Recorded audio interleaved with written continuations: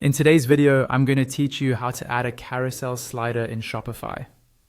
We'll walk through the step-by-step inside your Shopify admin, so you can follow along on your own screen.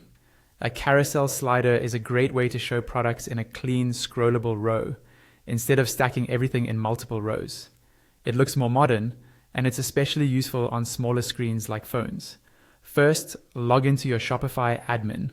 On the left-hand side, look for the option called Online Store and click it. Under Online Store, you'll see your current theme. Next to that theme, click the option to edit your theme. This will open the theme editor, where you can visually customize your store. Once the editor loads, look at the preview of your store on the right, and click on the section where you want to add the carousel slider. In this example, we'll use a featured collection section, but the same logic applies to similar product collection sections. With that section selected, look back to the left-hand settings panel.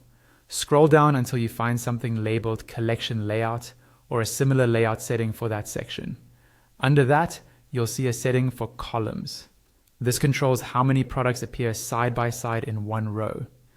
To make the slider appear, set the number of columns to a value that is less than the total number of products in that collection. For example, if your featured collection has 5 products, you might choose 4, 3, 2, or even 1 column.